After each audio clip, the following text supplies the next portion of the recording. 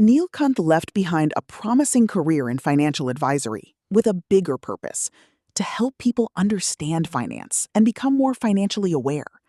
He is now guiding Nund to understand an often overlooked part of personal finance: how our childhood experiences shape the way we think about and deal with money.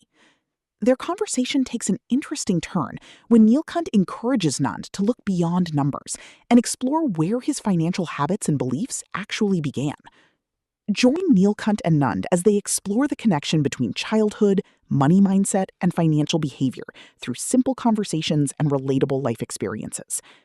Walk with us on this journey, understand your financial past, and take a step towards making better money decisions for your future. It was a Sunday morning. Nand was sitting across from Neelkanth at their usual cafe. But unlike other days, Nand wasn't interested in discussing stocks, mutual funds, or saving money. He looked unusually quiet. Neelkanth noticed it immediately. Neelkanth? Nand? You seem distracted today. What happened? I was talking to some of my friends yesterday about money. One friend saves almost everything he earns. Another spends whatever he gets. One has already started investing. Another is afraid of the stock market. And one friend doesn't even like talking about money. I started wondering something. Why are people so different with money? Neelkanth leaned back in his chair. He took a sip of coffee and said the answer often begins much earlier than your first salary. Nand looked curious. Earlier than my first salary? Yes. Sometimes it begins in childhood. Neelkanth took a napkin from the table and drew a simple house on it. Tell me, Nand, where did you learn your first lesson about money? Nand thought for a moment and said, School? Neelkanth asked, Did your school teach you how to make a budget? Did it teach you how credit cards work? Did it teach you how compound interest works? Nand, not really. Neelkanth, then your first financial classroom probably wasn't school. It was your home. Neelkanth, children learn about money by watching the adults around them. They observe how their parents spend. They hear conversations about bills. They notice whether their parents save or borrow. They see whether money creates confidence, fear, arguments, or excitement. And slowly, without anyone formally teaching them, children begin forming beliefs about money. Nand, so childhood can create our money mindset? Exactly. Neelkanth gave Nand an example. Imagine two children. The first child grows up hearing, "We can't afford that. Money is always tight. Don't take financial risks. What if we lose everything?" The second child hears, "Let's see if we can afford it. Let's save for it. Let's compare the options. Let's understand the risk before deciding." They're hearing completely different messages. And those messages can influence how they behave with money years later. So the first child might become afraid of spending? Possibly. And the second might become better at planning? Possibly. But remember, Nand, childhood influence is not destiny. Neelkanth continued, suppose a child grows up in a household where money is frequently tight. Every purchase is carefully considered. Parents worry about school fees. Unexpected expenses create stress. The child may develop a strong fear of losing money. Later, that child gets a good job. He earns well. He has an emergency fund. He can afford to invest. But something strange happens. He still feels that spending money is dangerous. Even when the financial situation has improved, the emotional memory of scarcity may remain. Nand, so the bank balance changed, but the mindset didn't? Neelkanth smiled and said, exactly. But childhood can create the opposite problem too. Imagine a child who gets everything immediately. If he wants a new phone, he gets one. If he wants expensive shoes, he gets them. If he wants a toy, there is no need to wait. What happens when that child grows up? He may expect instant gratification. He may find it difficult to wait. He may spend first and think later. He may use shopping as entertainment. He may believe that earning more means he can automatically spend more. So even having plenty of money during childhood can create unhealthy habits. Yes, the issue isn't whether a family is rich or poor. The issue is what financial lessons the child absorbs. Nilkant asked Nand a question.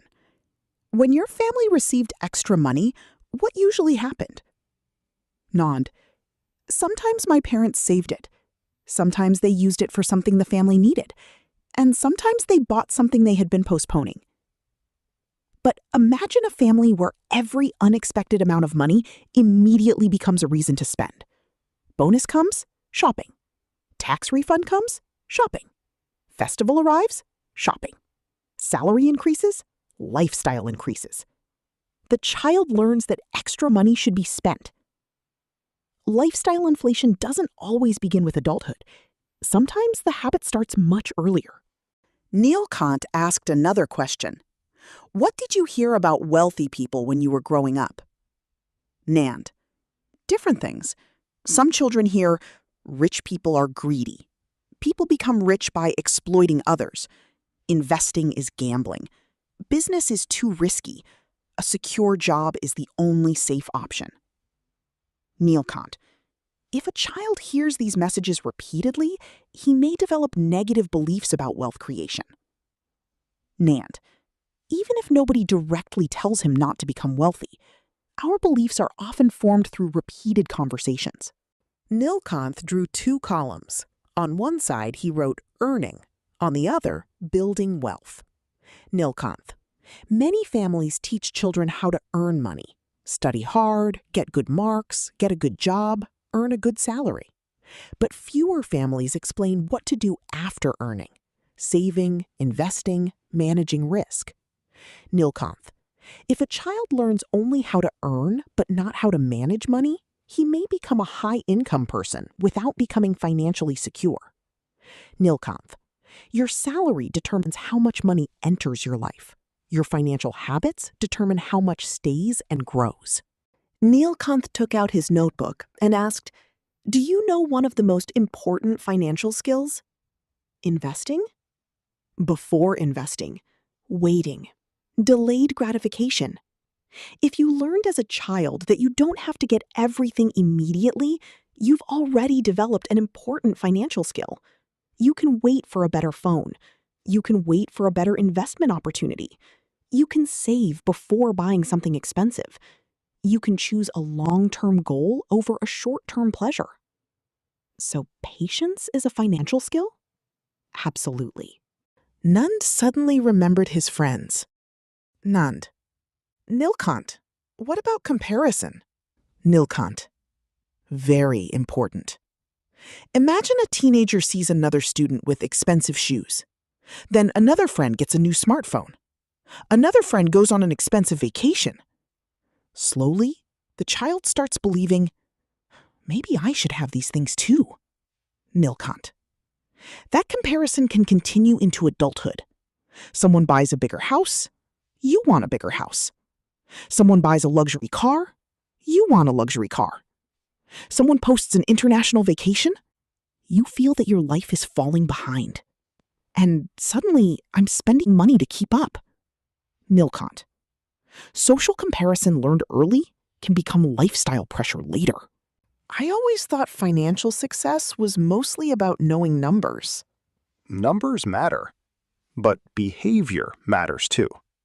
You can understand compound interest and still spend everything.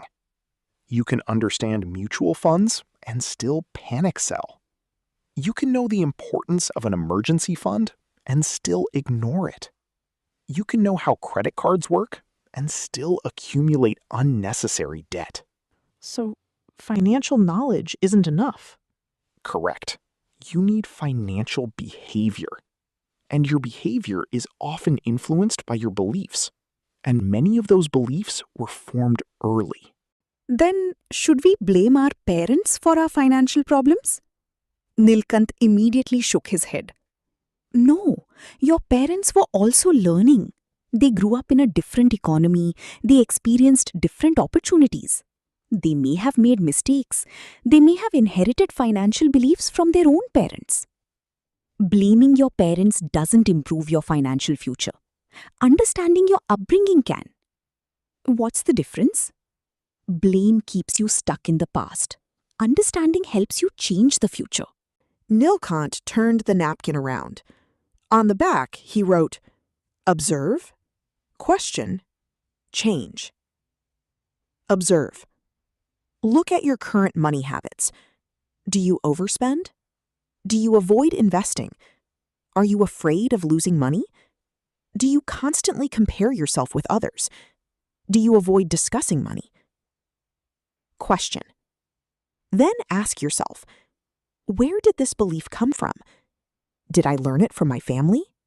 From friends? From society? From a childhood experience? Change. Finally, decide whether that belief still serves you. If it doesn't, replace it with a healthier one. Nand looked at the 3 words. Nand. Observe. Question. Change. I think I've discovered something. What? When I was young, I saw my parents being extremely careful about spending. Whenever something was expensive, I heard, let's not waste money.